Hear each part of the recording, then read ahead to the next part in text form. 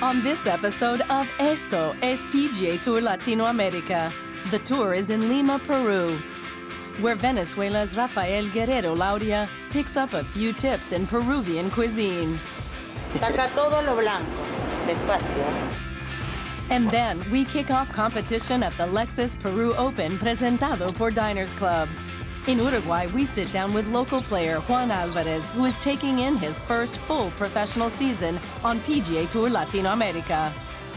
Lo que busco por semana, hacer lo mejor mío y dar lo mejor mío. And then competition gets hot at the Roberto de Vicenzo Punta del Este Open, Copa NEC. Just across the way, we head to Argentina to pick up the third leg of the Zurich Argentina Swing at the NEC Argentina Classic. And later, we remember the life and career of Roberto de Vicenzo. All this and more next.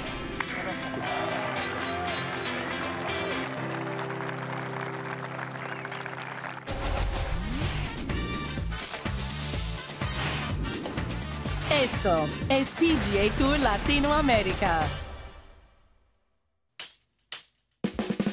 Before the start of competition, Rafael Guerrero-Lauri drove into the heart of Lima in search of local eatery Panchita, where head chef Marta Palacios Romero gave him a lesson in traditional Peruvian cuisine.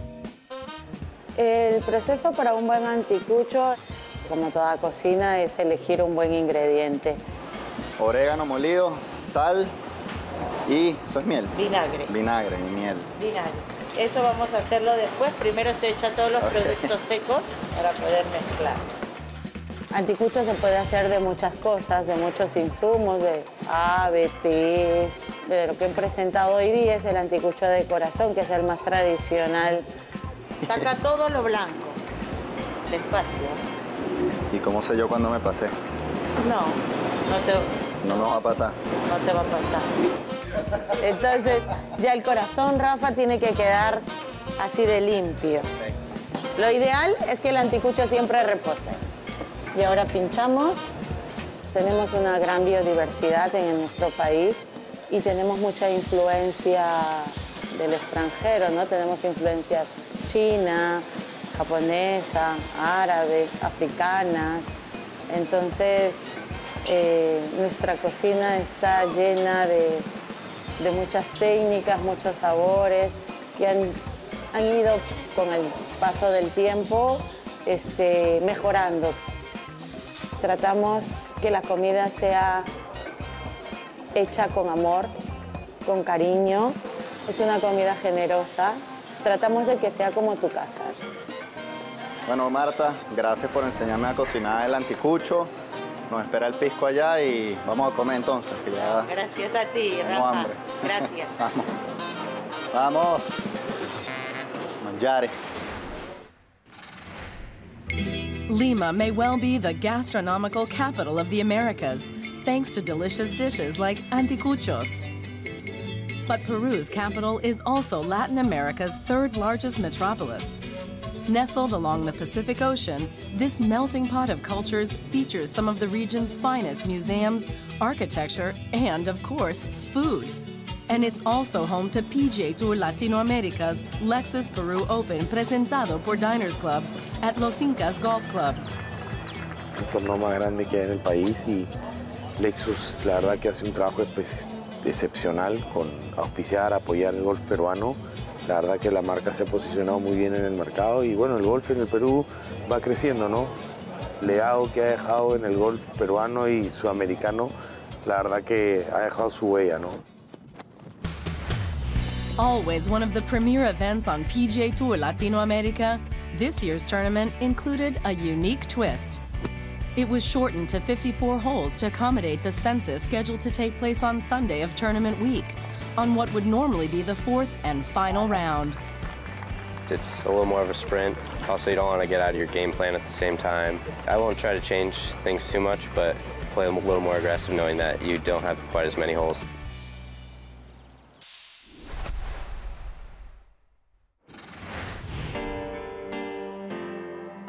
With players ready to attack Los Incas Golf Club in a 3-day sprint to the finish, Mexico's Nicolás Maruri strikes first. the 25-year-old posts a bogey-free 9 under 63 and ties the course record in the opening round of the Lexus Peru Open, presentado por Diners Club. Jugué muy bien desde el inicio y no paré hasta el final, así que muy sólido hoy. Creo que la mentalidad de todos los jugadores es con 54 hoyos no hay oportunidad para meter esa ronda floja.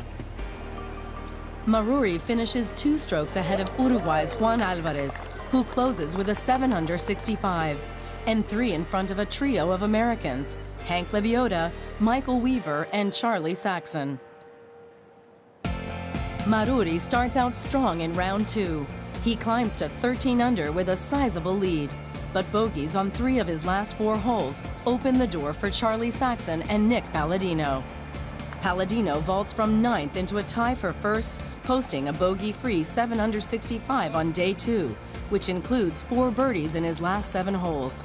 The 27-year-old has been in the lead twice this season and hopes to capitalize on those experiences. I feel as though I've put myself in a good position a few times this year and haven't been able to capitalize on it. So I'm just going to go out and try and stay as patient as I can. Saxon follows up his opening bogey-free 66 with a bogey-free 67 and climbs into a share of the lead with Palladino. It's just been really steady. I feel confident in my game, feel confident in what I'm doing. Just really trying to stay patient out there, let the golf course come to me, and just hit golf shots.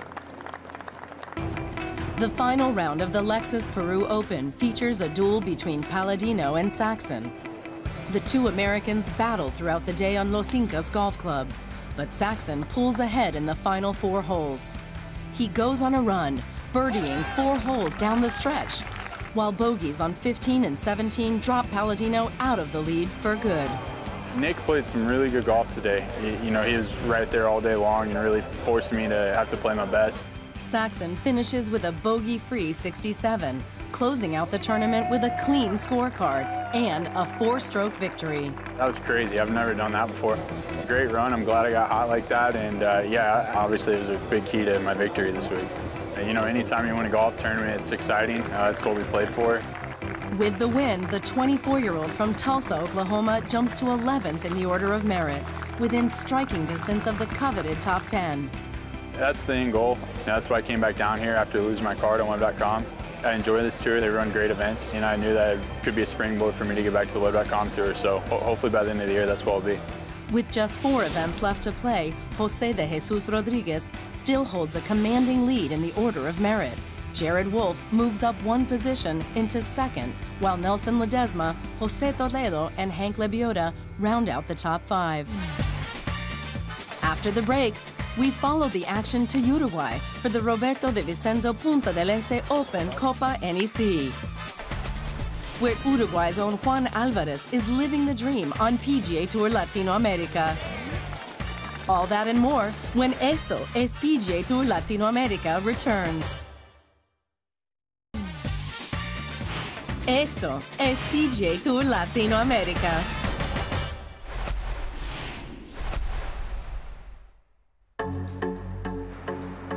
Nestled along the shores of the South Atlantic Ocean, Punta del Este, Uruguay beckons all those in search of a little seaside fun in the sun.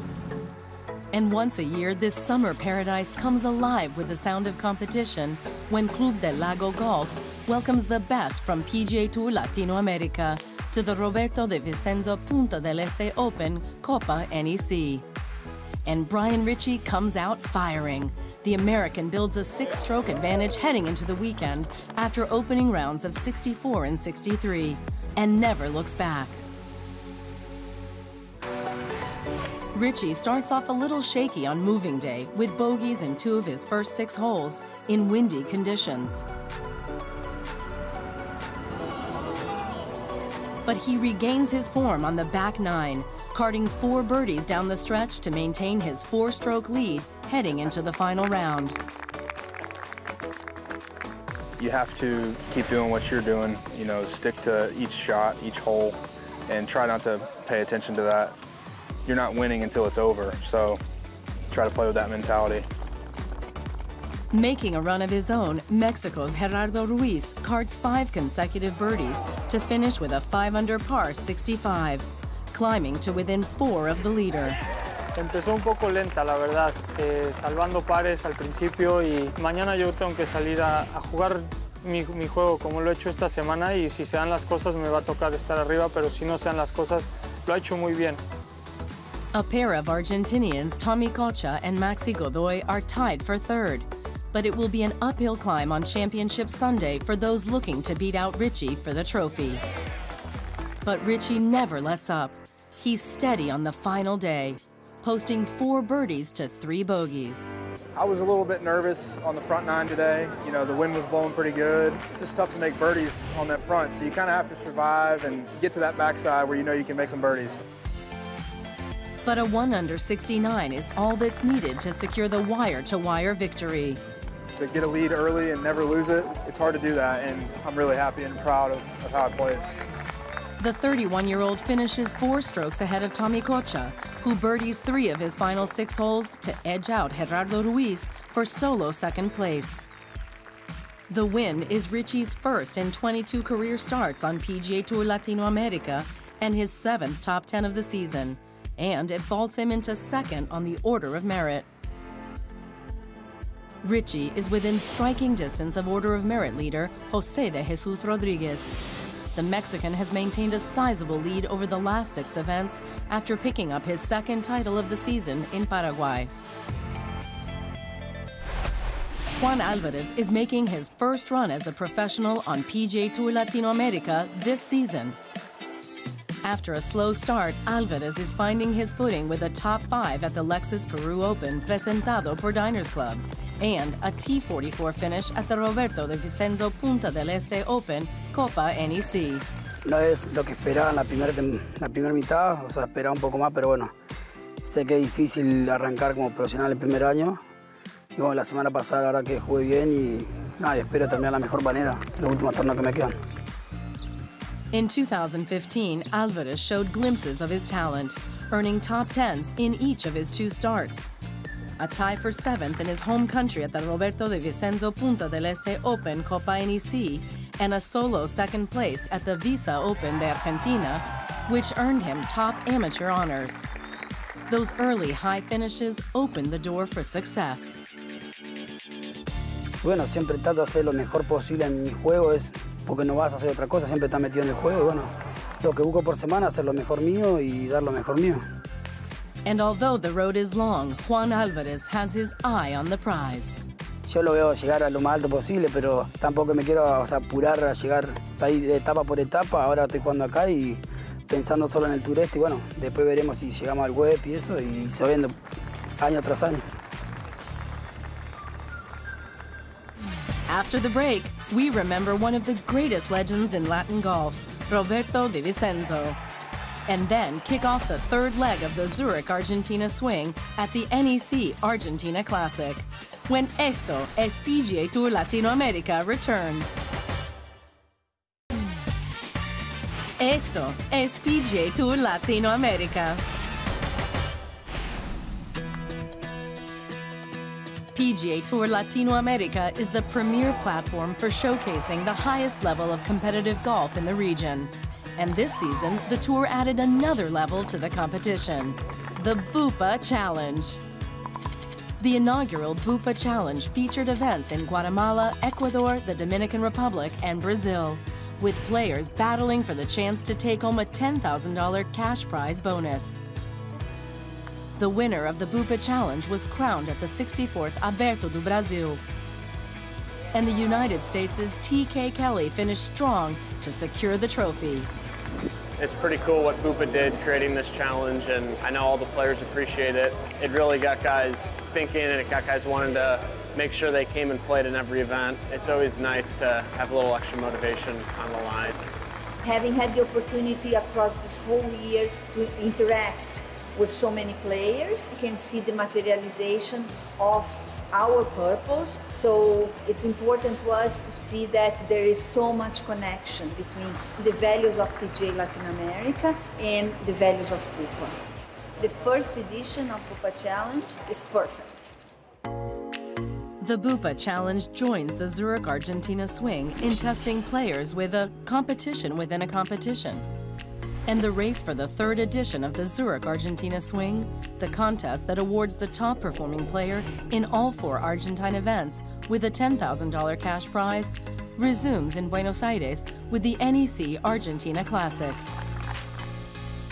Through 2 of the 4 events in the Zurich Argentina Swing, Argentina's own Nelson Ledesma holds the lead after his victory at the 86th Abierto Este del Centro, presented by Fibercore.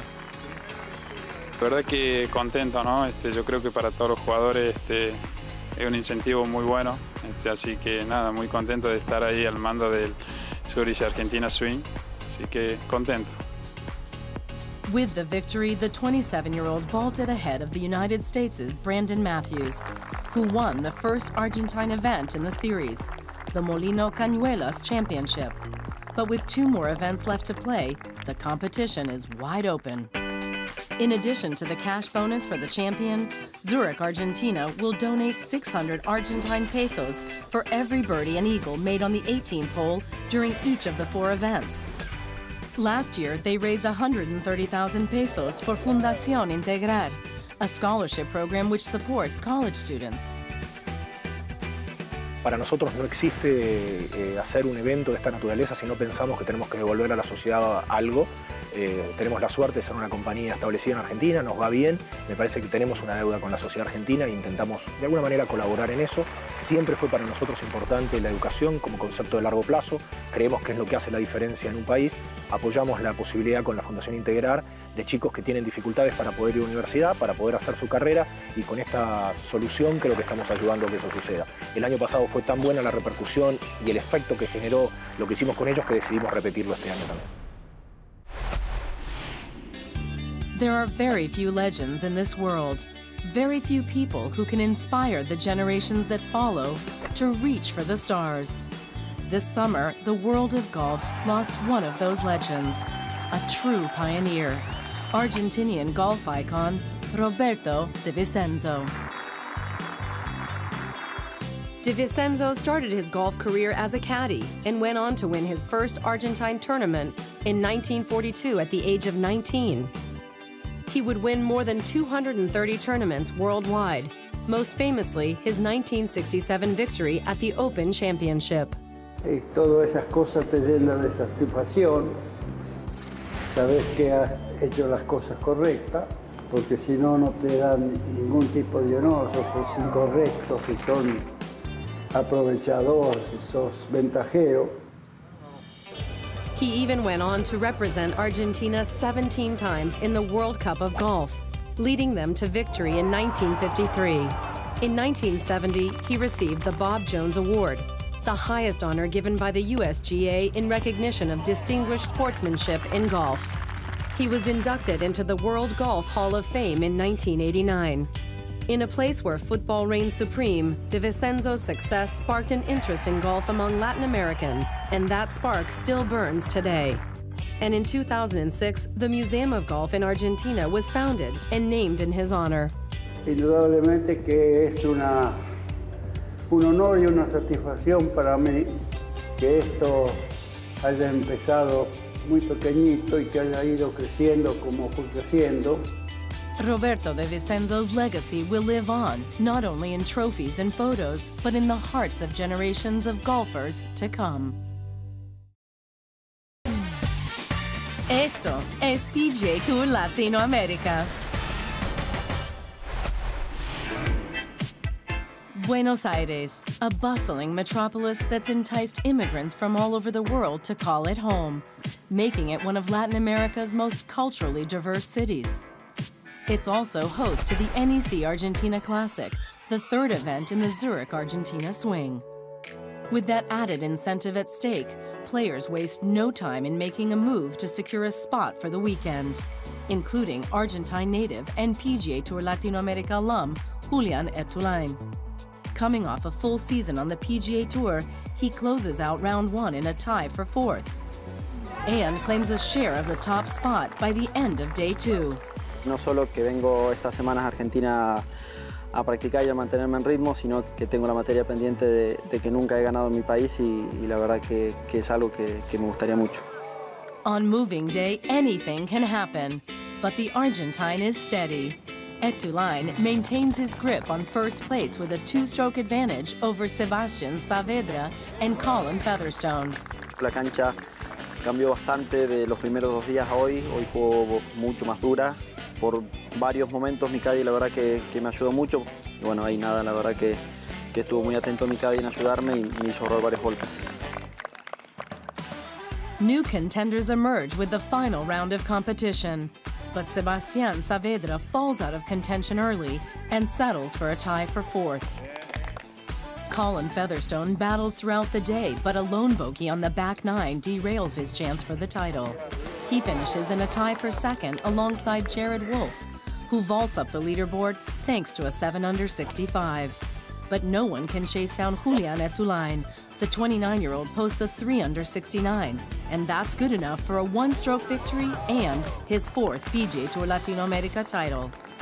La verdad que nada, muy contento, muy feliz con mi primera victoria en mi país. Se me complicó hoy, la verdad que pegué muy bien. Te diría que los primeros 12, 13, después por ahí un poco de nervios, un poco de presión, empecé a pegar un par de tiros para la izquierda, pero nada, pude cerrar y bueno, y acá estoy con la victoria. With his victory, Etulain takes over the #1 spot in the Zurich Argentina Swing. He also vaults up 65 spots in the order of merit to 20th, still chasing leader José de Jesús Rodríguez. Next time on Esto es PGA Tour Latinoamérica, we wrap up the Zurich Argentina Swing in Buenos Aires at the 112 Visa Open de Argentina presentado por Macro, and then finish the 2017 season in Miami with the Shell Championship. Which players will walk away with a Web.com Tour card? Find out on the next Esto es PGA Tour Latinoamérica.